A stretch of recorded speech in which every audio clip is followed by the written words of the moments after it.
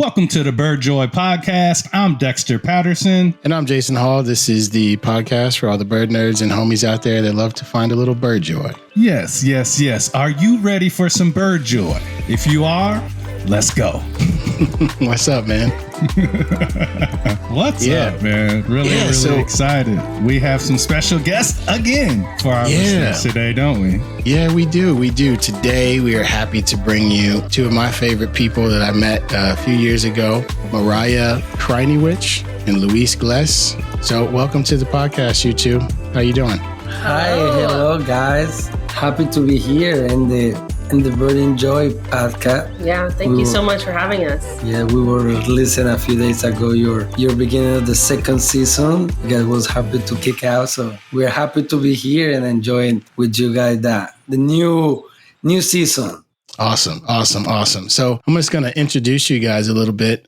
So I met Luis and Mariah a couple of years ago during COVID. My family, we had the opportunity to get out of Pennsylvania for a little while. And we decided, because things were pretty wild, we just took a road trip to the Keys and got a little place down there. And one of the first nights I was there, I think I posted on Instagram or something that I was in the Keys and I needed to go look at some birds. And I don't remember if it was Mariah or Luis, but one of you reached out and was like, hey, there's a weird, what was it? It was a weird fallow rope in one of these waterways over here. And I met up with them pretty much on the side of the road, like weirdo birders do. Like we just show up and hang out with each other unannounced. And I got to learn a little bit about what they did. And so they both are founders of Woodstars Birding and Nature Tours.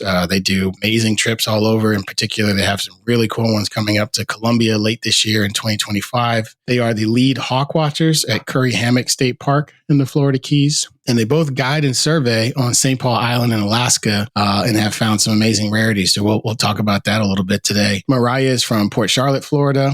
And also does some bird survey work for the Avian Research and Conservation Institute, and is also the birding and social media manager for PhoneScope and Kawa Sporting Optics. Luis is from Colombia, does some volunteer work at Cape Florida Banding Station.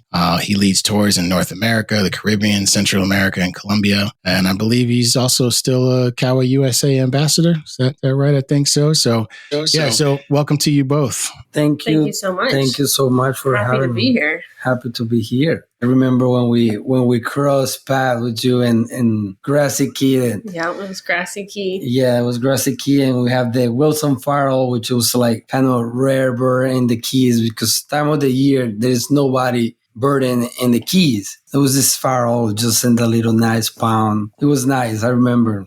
Mm-hmm. Couple of years. Yeah.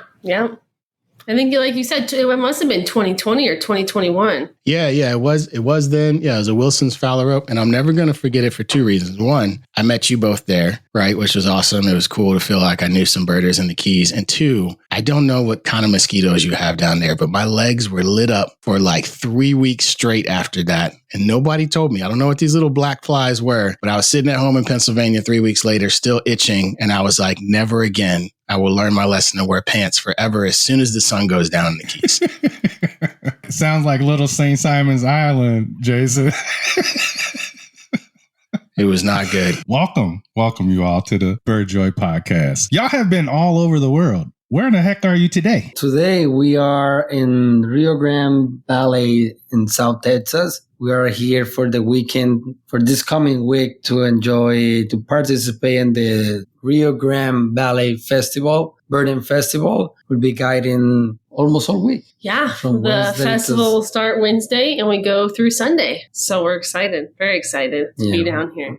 Be in this, actually it's a new spot for us. We haven't been birding in South Texas at all, or even in Texas. We passed a couple of times in road trip over in North Texas and see you. Bye. Keep going. Probably put some cheap gas out here.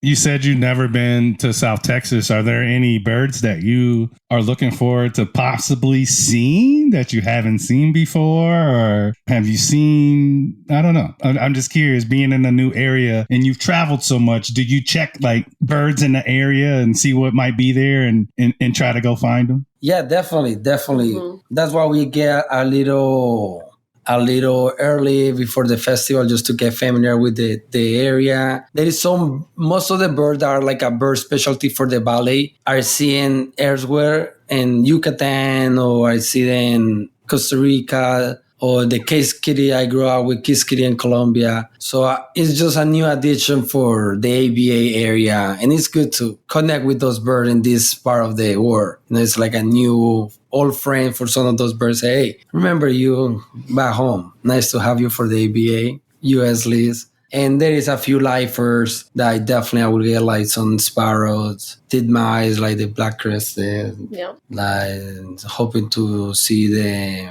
Cassian's sparrow, lifer, olive sparrow. So some of those little birds that I can probably add to my life list and enjoying the lifers. Some beers, lifer beers that we like to get. Yeah, lifer beers sound really good. We do lifer dances. Some people do lifer pies. I got some homies, Angela and Jeff, that do lifer beers too, I think, after a good birding adventure. And what is, you said a Cassin sparrow? I'm going to have to go look that one up because I've never been to Texas either. So there's a ton that I probably need to go look for. But that's super awesome. You guys are out there a little early, going to do a little guiding, or it sounds like a lot of guiding for the Rio Grande Valley Birding Festival, which I was supposed to be at this year. Had some other things scheduled and had to stay home. So one of these years I'm gonna get out there. One of the things you guys did, or you guys do, is man the Florida Keys Hawk Watch. Do that at Curry Hammock State Park. And I was able to come over and hang out and do it with you guys one day. It was pretty slow, right? Because it was August and I know that's not a heavy migration time. But can you tell folks like what's so special about that Hawk Watch, and what have been your experiences there? Yeah, so the Florida Keys Hawk Watch is a wonderful location. It's the southernmost hawk watch in the United States. And it's so unique because Florida acts like a funnel peninsula into the Keys island chain, and birds tend to follow land as they migrate. So they just kind of funnel all the way down until they get to the Keys, and then they have to decide whether or not they're going to make that jump to Cuba or the jump to the Yucatan. And we'll observe that quite a bit, actually. That's pretty dope. If people are able to look up any of the videos, right? Like you guys have some days there that look pretty wild, right? I saw online that it's the peregrine falcon migration capital of the world, I guess. And so like it seems like we have Hawk Mountain up here, which I think is also part of the network that kind of comes down the East Coast and eventually gets to you guys before those birds make that jump. Can you talk to me about like some of the most I'll call them insane. Some of the most insane days of bird watching you've had there. I've seen videos of like hundreds of kites and all kinds of stuff. Like, talk to me about what those really banner days are. Yeah, you did mention it's the peregrine falcon migration capital of the world, which means we count the most peregrines in a single day and in a single season than anywhere else. During migration. It's quite incredible, honestly. We'll count 500, 600 in a day of peregrine falcons. And in mid-October, second week of October is peak time for them. Especially there is something about, we celebrate 10-10 as a peregrine day, Dia de los Peregrinos, actually we call it in Spanish.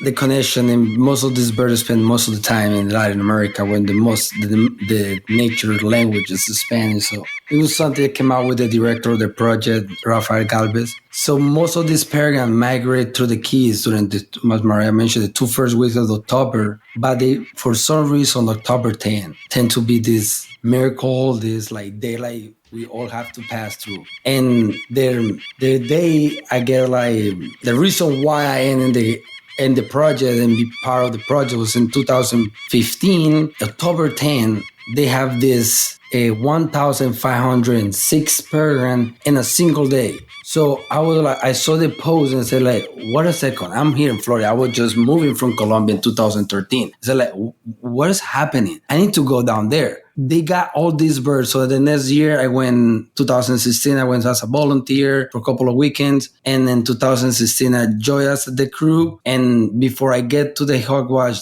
the hurricane shut down. But in 2018, I go back part of the project and we have the experience of 10-10. And it was a good bird, good number of peregrine, but I get 10-10 and we have like 500 peregrines, literally 500 peregrine. 10-10. And it's funny because that day we were doing a peregrine day, which is like an event that we do on the project the sponsor was in Key West doing the pointing out birds, because in Key West, since all birds, as Mariah was mentioned, all birds falling down in the Keys, and they get to Key West, one of them, especially juvenile, and they don't know what to do. And they just hang out in Key West. So it's a great spot for learning. So the workshop and all that about the program, we used to do it over there. So the whole crew was there. The country was at the Hogwatch, and Jeff Boughton came out, which is from Kowa. Say, how many birds you guys are like? We don't know. It's a lot. And then he started tallying up for us, like 100 birds last hour, probably 380, something like that. And then my colleague like, yeah, probably high 30. And then he turned on his phone and it was like 500, like 500, and said like, no,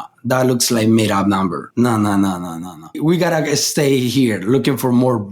I'm not quitting now. And it was like 15 minutes, no bird. And we decided to stay like an hour and never see another peregrine the whole day. And it was like, but it was the highest number of peregrine again in 1010. And then if you see the numbers in Hog County, you can see like 1010. At least for peregrine falcon or falcon in general, the peregrine falcon migration capital of the world, the Hogwatch and the Keys is guaranteed. Yeah. It's a spectacle guarantee during the second week of October. It's an awesome place. Unfortunately, actually, this year, Luis and I did not count this year. There was another team down there this year, and we joined them the last week in October, but Hurricane Milton came through at the exact peak time of peregrine falcons. So unfortunately, they didn't see the same pattern as previous years, but they still had a couple hundred. I think one of their highest days was close to 300 or just over 300. They couldn't count from the platform, so didn't count as a set spot. Yeah, the park had closed due to this hurricane, but they still did what they could and had a great turnout. So that's one of the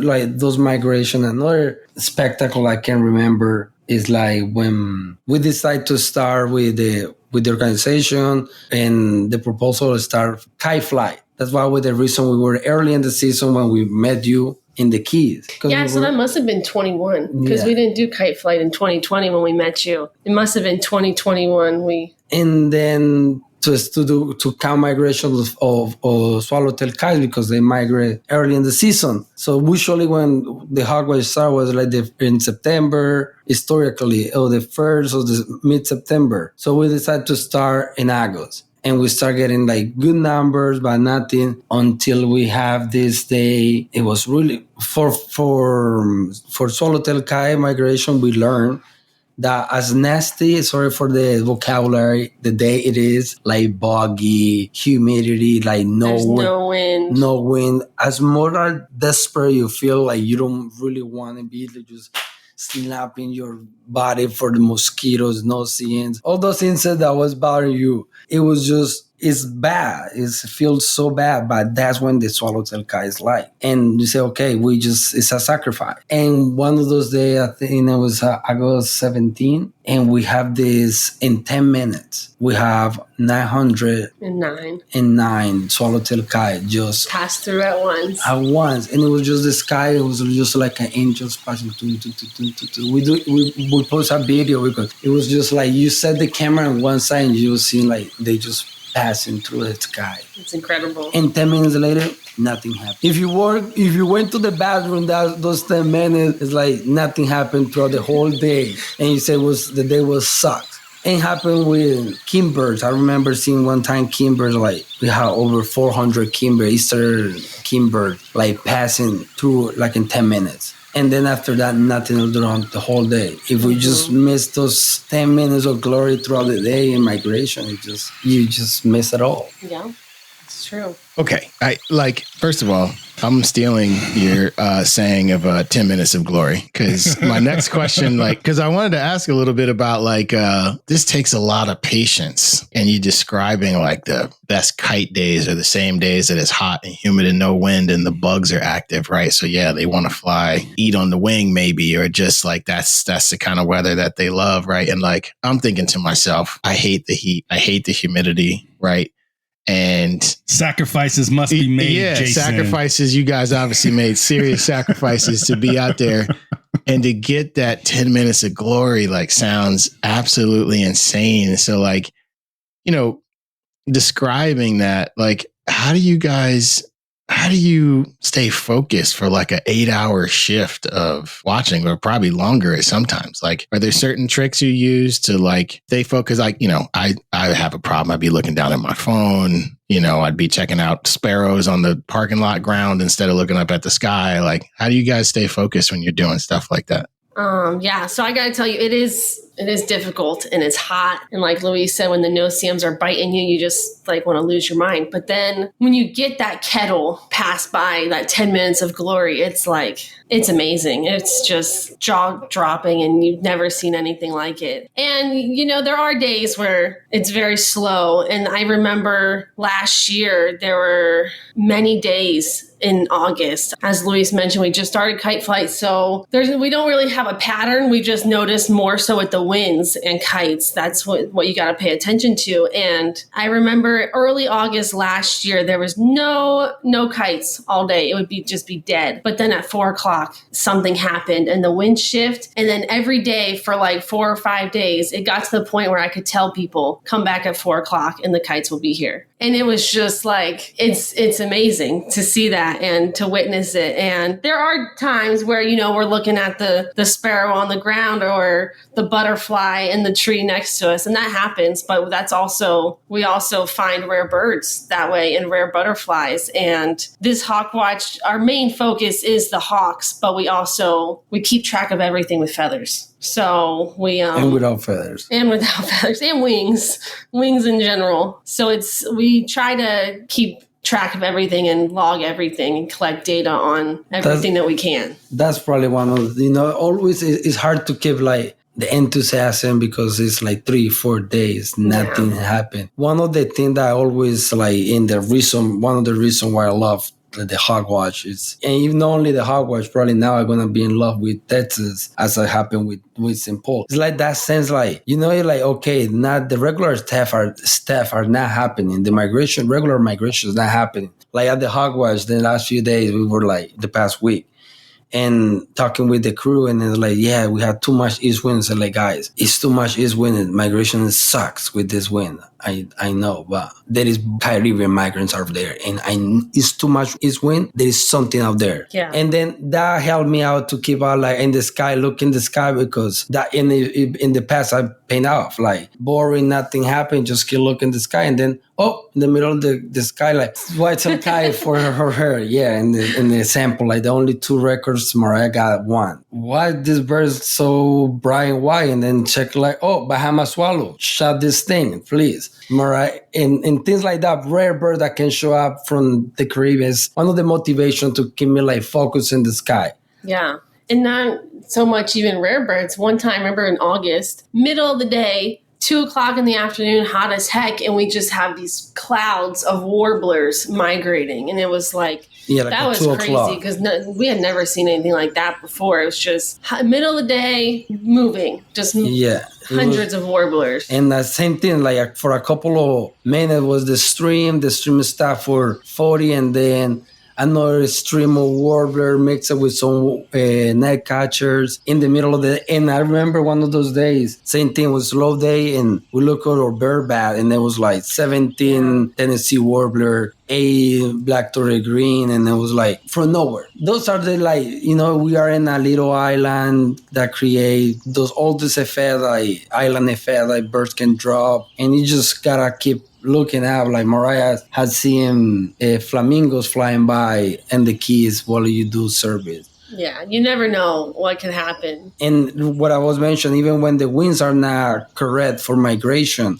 it's just okay. It's good for bring birds from Cuba because coming from the south. It's coming from the east. Probably something coming from the Bahamas and may drop already. It has to be fine. And sometimes you're lucky. Sometimes you find something. Sometimes you're not. But it's always the hope. You're lucky and find the blackface grassquid. Or you're lucky and have the smooth bilani that passed by, or red-legged honey creeper that just flew by for 2 seconds at the platform. Those are like the moments that keep you like looking for birds in the platform. Bro, he just dropped so many bird names. I know. Wait a minute. You saw that in the U.S.? Yeah. Wait, hold on now. I'm a little jealous. I'm a little jealous right now at the work that you do. And speaking of the work that you do, like, how did you get into it? Like, how did y'all get into this, doing surveys, just as a whole? Like, what got you into this type of work? I studied economics in Colombia. And when I started birding was through a friend that was studying economy as well. One day I came out, he was probably for a week or so hanging around with a little pamphlet with the 100 more common birds for the city in Cali, Colombia. So I just, like a week after seeing him, and I was like, what are you looking at? And we were in this park in the middle of the city and just sitting over there. It was like 34 species just sitting naked eye, like chestnut fronted macaw, yellowback oriole, kiskitty, vermilion flycatcher, and it was like a plumaro falcon. And I was like, wait, what else I'm missing? What is this thing? And I always was outdoor person and playing soccer and going hiking and camping, but never paying attention on bird. I was like more like, it was yellow belly birds or red belly birds, hawks and pigeons, and that's it. And that was the moment, like, boom, and spark. And then I tried to focus all my education and into the birds. So my thesis was about develop ecotourism, the Western Andes. Then I moved into 2013 and I just get involved with Audubon and start getting more tropical Audubon in South Florida, more involved with the programs they have. And that's how I get into the Hawk Watch and the banding station in Cape Florida, and as a volunteer helping over there. And I start guiding in Colombia through the work for thesis, like do the foundation, all the develop all these places. And then right here in the States, I just started continue guiding to like more as a volunteer in the Audubon chapter. And then I just offered for guiding like tours for different companies. And then we go guiding in Colombia through the foundation. We have it with a friend in Colombia. And now we have our tour company since like 2 years ago. We decided to, and through a friend, I get in Alaska, guiding in St. Paul as well. That was even like really pure luck, just last minute. And I was able to link it down and say, well, this is what I like. This is like a Champions League to find a rare bird. You are in the big stage and you come out every day and say, well, what is today for the man? And we're making gold and we got a bullfin showing out, or we have a great wagtail, what we have for today. So it was that sense of finding rare bird. I really love in birding. And it was like boosted up in St. Paul. That's how I came like in those places and keep guiding mostly nowadays for our company. Yeah. So and you? Me, growing up, I've kind of always loved being outside and being outdoors, like Luis mentioned, running around. And I have 6 siblings, so we all were always outside. But I didn't really get into birding until after high school. I started carrying my camera around with me everywhere, every time I went out, and just started taking photos of everything. And eventually I started taking photos of birds. And I started asking a dear friend of mine what these birds were. And he said that after I started asking what these birds were, he knew it was over from there. It was done deal. You're hooked from there on out. So that's kind of what got me interested in birds. And then I just slowly tried to get into birding festivals and volunteering where I could. And Luis and Jeff Boughton actually are the ones that mentioned the Florida Keys Hawk Watch to me. And at the time, there was uncertainty if it was going to happen because it was COVID. It was 2020. And so we just were waiting. It was kind of a waiting game. And then eventually it all came together last minute. So we got to spend about 6 weeks down there in 2020. And I was hooked. It hooked me. I love migration and I love the raptors. So that was just kind of I really, really loved it. And then I met Gina, actually. We met Gina Kent with Avian Research Conservation Institute through kind of the Hawk Watch and just being out in the field. And she asked us if we would love to help with some projects she had. And that's kind of how we got to field work over there. And it just kind of spiraled. Once you got into the birding community, it kind of just opened my eyes to this whole other world that I didn't even know existed, and just started opening doors that were like a dream come true. You can just do this field work and guide, and we now have our own company, like Luis mentioned, and we bring people all over from Florida to Central America and Colombia and Jamaica. So it's been crazy, crazy roller coaster. Awesome. That's wild. It's interesting the different paths that people take to get to this. And it's a good question. That's why we like to ask it, right? Because there's a lot of people out there that might be listening and they're like, this seems like such a niche thing. Like how do I even attempt to move my life in that direction, and hearing about the human interactions you guys have with other birders and other people that kind of here and there steer you to the right place, right? And sometimes you're fortunate enough to end up on St. Paul Island, which we're going to talk about, which is pretty crazy. Like I'm looking at this and I'm like, okay, these homies are down here in the Keys. They're on this little chain of islands here, right? And I had no idea that you guys were going to St. Paul, right? I think I was looking at Luis's page one day, his Instagram, and I was like, I'm used to seeing the Keys, I'm used to seeing Colombia trips, and all of a sudden I'm looking at like this grassy expanse, of somewhere, and some little, I don't remember what it was sandpiper or stint or something like that, and I was like, where in the world are they? Like, what is going on? Like, how do you go from like literally, it's like two extremes. An island chain off of Florida and then an island chain off of Alaska, which I know St. Paul's a little bit above it. But like, what is that like to go through those extremes, right? Because staying on that island, pretty destitute, right? Like it's not like a heavy population center. So like, what are you guys doing up there? How different is it? Like, how long have you been doing it? Like, just talk to us about what that experience is like. St. Paul, yes. St. Paul. As far as you can, first, St. Paul is in the part of the Privilege Island. It's in the middle of the Bering Sea. Most of the people know about St. Paul when you talk about the Deadliest Catch. It's one of those famous places where the crab boats go in the middle of the Bering Sea. They have one factory over there, and 350 people live in the island. They have one bar. They have one store, one hotel. Very remote. Really remote.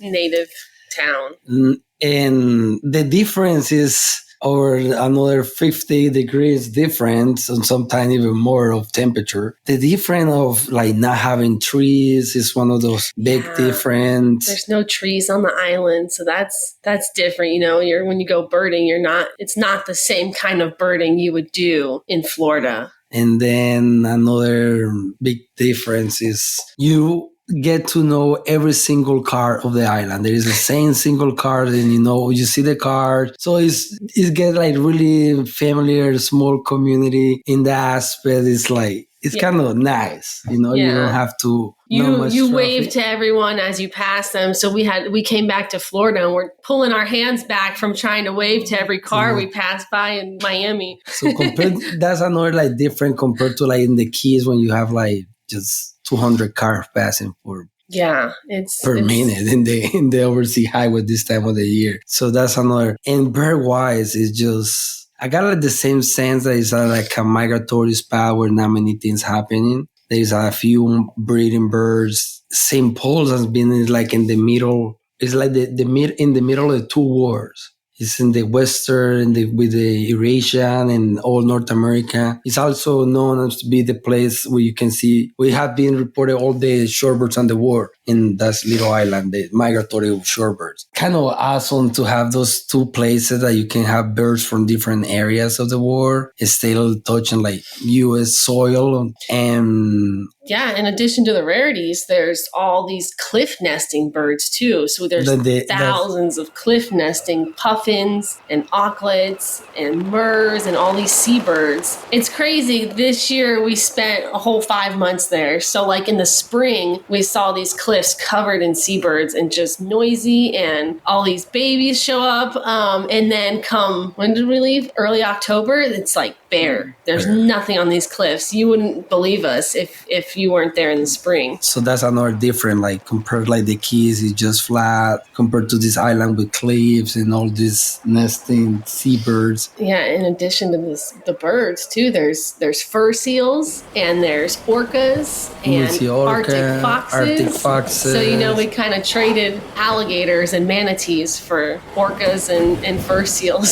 So yeah, that's one of the part of the island that is like kind of the difference. This was my third season. My first season went in 2022, and I went just for summer because I was already compromised for the Hawkwatch, and so went for the summer last minute. And last year, Mariah enjoyed us for the summer, and I do the whole season. I stay from May to October, the whole 5 months. And this year, Mariah decided to stay the whole 5 months with us. And that's why we missed most of the season. Actually, we missed the whole Florida Hawkwatch season this season. Yeah. I don't have regrets because, as you guys probably, if people who follow the ABA, Rare Bird Alert and all that, it's just the sense of any bird can show up. Like we have Field Fair this year. We had like first island record is like rare, like most common biker in the northeast of the United States, like Newfoundland,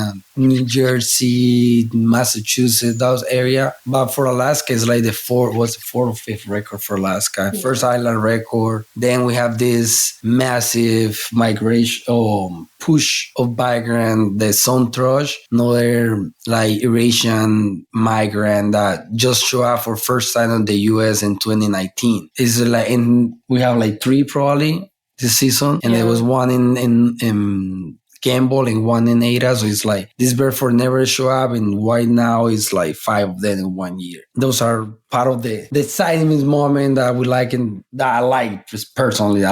The most and simple, like what rare bird is gonna show up from what part of the world. We have wood warblers coming from probably from Iceland or from the UK. Yeah, there's been a few first North American records and second North American records of birds out there. So it's like Luis said, you never know what's going to show up from what part of the world either. We had a black-headed grosbeak out there a few days before we left, the first island record, and it's not rare. It depends on where you go. It's all relative, So like it's not rare for like North America, but for that little island, what's this bird doing? 300, 400 miles out of his range. What he's doing up here. I remember my first year, I have a red-winged blackbird in the middle of the summer, and it's kind of sometime in summer when no rare birds are showing up, so the photographer show up for the cliff. And that day I was just driving with this photographer, and I just see this red-winged blackbird just crossing. It's a red-winged blackbird, and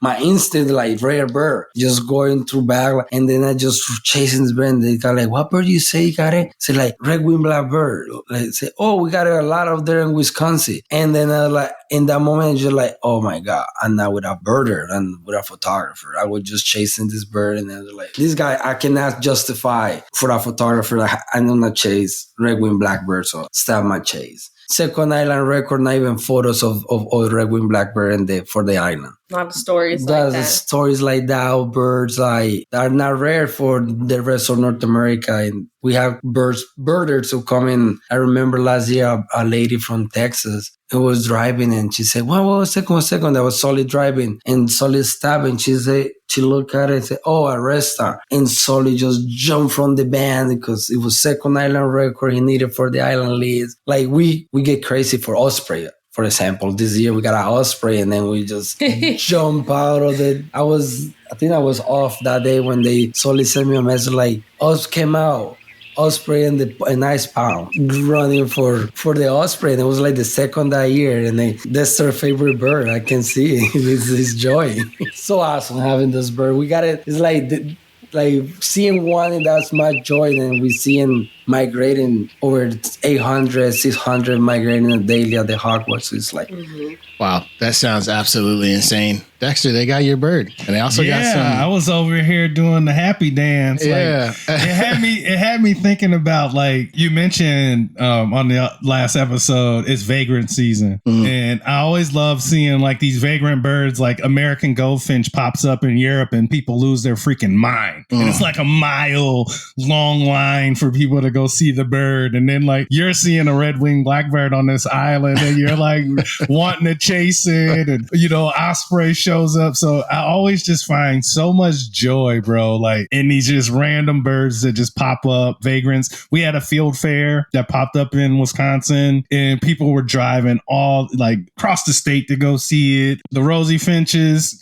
popped up in Wisconsin and people are like chasing the rosy finch. And I always get really excited about these random birds and sometimes common birds in uncommon places. And it makes it really cool. I was telling you, I haven't traveled much, like especially not nearly as much as you all, but I did leave the country one time and I went to the Bahamas and everybody was like, what was the coolest bird you seen? And I remember telling them it was the great blue heron. And everybody was like, what? Don't you see them in Wisconsin all the time? I said, that's exactly why I was excited, because I was like, dude, you might have been in Wisconsin and now you're way down here in the Bahamas. And I found myself freaking out over this, just a great blue heron, because I saw one in the Bahamas and it was not the rarest bird I saw. It wasn't a lifer or any of that, but that's literally the bird I remember most on my trip to the Bahamas, because I see them all the time in Wisconsin. And I found myself thinking about his migration and thinking about like the fact that maybe this bird was in Wisconsin and now it's hanging out in the Bahamas, and it blew my mind. So I think about you all, that I'm hearing you tell those stories and I'm just smiling because I always find joy in those moments. I know you do too, Jason. I do. And I think it's pretty hilarious that it was a photographer from Wisconsin that didn't want to chase the red-winged blackbird. So talk to your people, Dex. You know what it talk was? To your people, Dex. He probably been dive bombed more than a few times, you know, in the spring. And, you know, he has a complicated relationship with the red-winged blackbird. That's probably what it was. Listen, if I'm in a car with Mr. Gles and he says, we got to turn around, I'm turning around. There's got to be rules here. But I really appreciate that. And just some of the birds, if you've never looked up the birding on St. Paul, I encourage you to go to eBird and do it. But I'm looking at some of the things seen there that I would love to see. A Pteryx sandpiper, Timic stint, smew. You guys saw a smew up there, which looks amazing. Field fair, common crane. Right. And I think, Mariah, were you... This is crazy. Yeah. Like, Mariah, I'm wondering, like, were you the one to find the black-headed grosbeak? I saw it on your eBird checklist. And what was that story like? Tell me about that. Yes. So Luis was with me. I just happened to be the one to spot it first. If you spot it, you get the glory.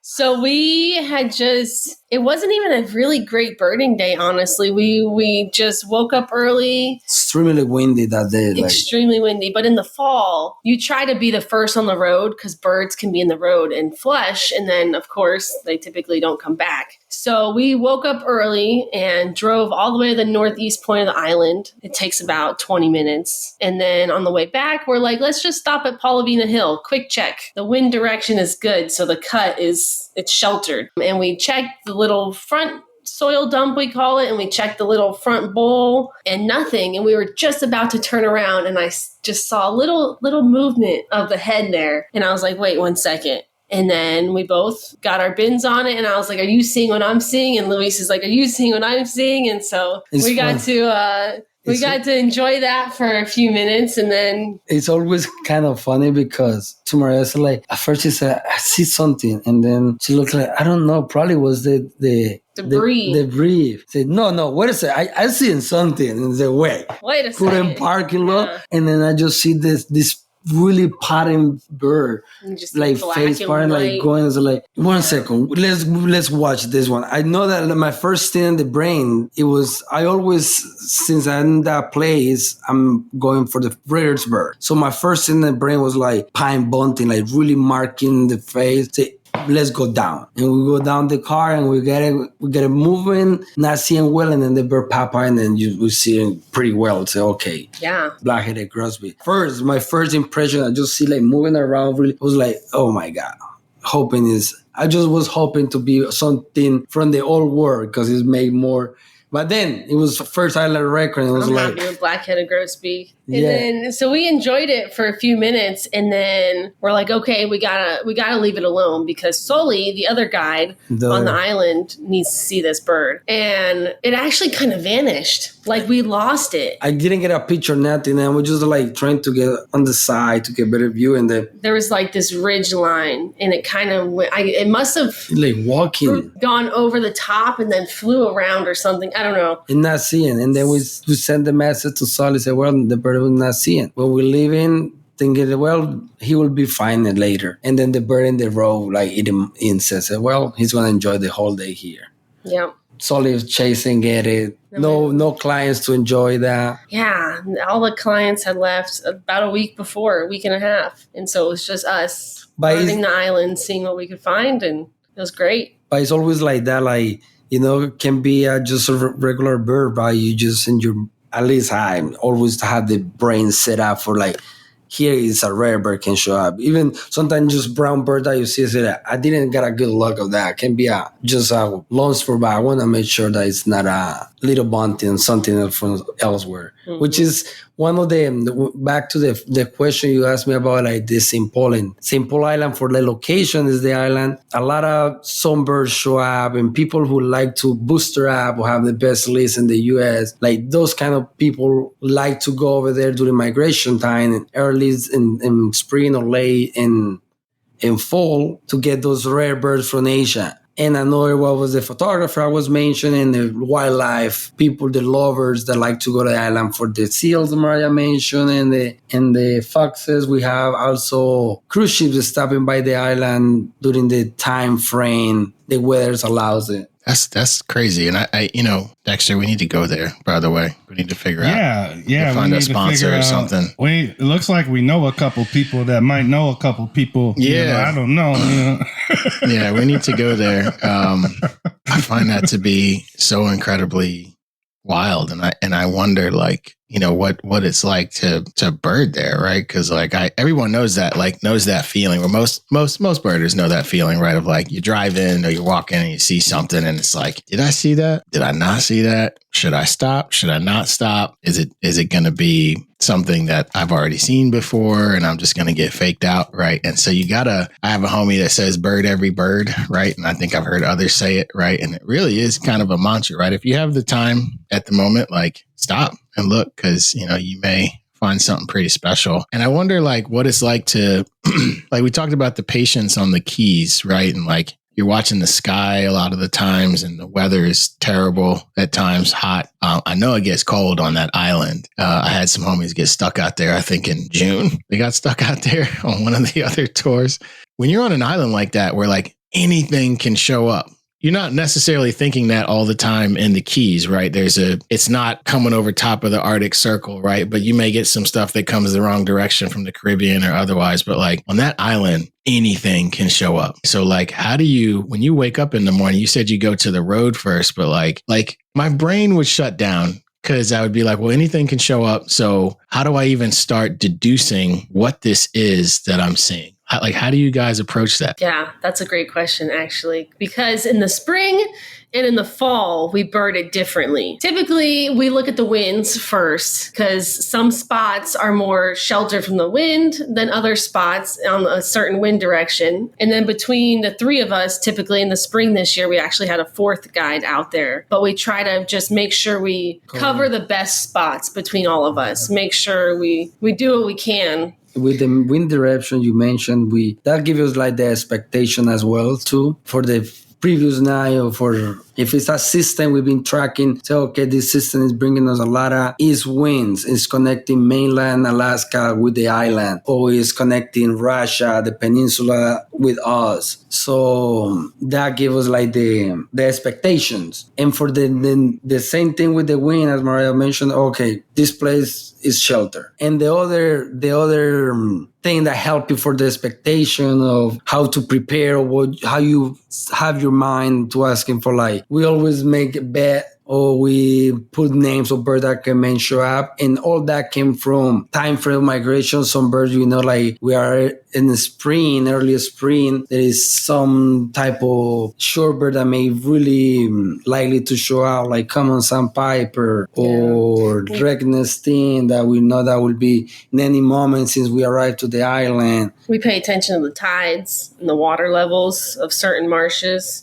So it's just that, but most those two things, like wind direction and then like time frame. That's how it, like, okay, this time of the year, even if it's just one record in August 10 or mid-August for Chinese pound hair, and say, look, August is dead. But say, well, time to go out. Maybe this is a Chinese pound hair, it's the anniversary. I remember my first year doing a really long hike in the day of the anniversary of the spoonbill sandpiper to this little, where the bird was seeing one of the most farthest pond. And I went over there, like, nothing, not even dowagers, nothing. That's part of like the things that keep you like, okay, and a boobo was seeing in late August, so it's dead, but boobo was seeing this time frame, a little west wind, so why not? Let's go and put a little effort, put some time, I always say, like, gotta be some correlation in like mathematic formula that as much time as you go out birding, you will get a good bird. Like, also, like for 50 times you go out birding, you got a rare bird. 20, you got a decent bird. So you just try putting numbers to just give me like the joy and happiness to go out and birding and keep up looking for birds so I can find it. It's more probabilities, more chances. So you co-founded Woodstars Nature Tours, and you got some pretty cool trips coming up to Colombia. What should folks be excited to see? How can they learn more about what you all got going on? So Colombia is probably our main focus, since of course I'm Colombian, still dealing to learn English. I'm apologize for my strong accent. I forgot to mention at the beginning. Probably one of the most like popular bird that we want to see and we like to see is the Andean Caca. One really beloved bird for us is the multicolored tanager. This is really like a parrot-looking tanager with dark cheeks, the male, dark belly as well, the male. Is green with some yellow, is bluish wings in the back, like greenish wing with some dark patch, like bluish. Really colorful. Actually, I think I got it in my... Beautiful bird, an endemic. An endemic of Colombia, the Western Andes. As well. Those are like the birds that I really looking forward to see, and people are really like dressing up. And then we have Inírida coming up next year. Mm-hmm. That's a prime birding spot in the white sand forest in the Amazon basin, and that's where the Guayanan shell break with the Amazon shell. This is one of them. We also, during our tour, we visit Mavicure, which is the oldest rock in the world. And we see some pink dolphins, and we just go see some rare birds. I like to always try to have the option to go see some really rare birds on our tours. So we have like Rio Orinoco Spaniel bird, have probably like less than 25 eBird records, and probably no more than, when I got mine this summer, was like less than 5 records for Colombia. So go check it out, that bird, and eBird at least. There's some people who never submit this eBird, have his personal checklist, but at least with eBird records. So that's one of the birds I really want to see, and we look forward in Inírida. And as well, they have all the scotingas or parrots, and going to like looking between birding patches, going in canoe. It's kind of really nice experience down there. And the Amazon always bring different vibe. The vibe sounds immaculate. It does. It does. What you all do sounds fascinating and wonderful. Thank you for sharing all those stories and your expertise with our listeners today. I know I learned a ton. I'm blown away. So keep doing what you're doing. Yeah. I just so appreciate it. And thank you guys for spending some time with us today. If you're listening to this episode and you find yourself Googling all of these birds, you're not alone. I've been doing it while they've been talking. and just kind of all over the place with it. So yeah, thank you guys again for joining us. And to the homies out there, thank you for joining us for this episode. We always love having you. To the homies in Philly and colorbirding.org. We may have some events coming up here soon for the fall and winter, so definitely check us out. Yeah. We hope you all really enjoyed exploring the world of birding with us today and our special guest. Please share, subscribe, and shout out the podcast to all your fellow birders and help us spread a little bird joy. Thank you all so much for joining us, and we hope you enjoy your time wherever you end up next. Thank you so much, guys. We could talk to you for hours. This has been a lot of fun. Especially with stories about migration and rare birds and chasing here and there. Thank you for having us on the Bird Joy podcast and looking forward. Yeah, looking forward to your stories as well.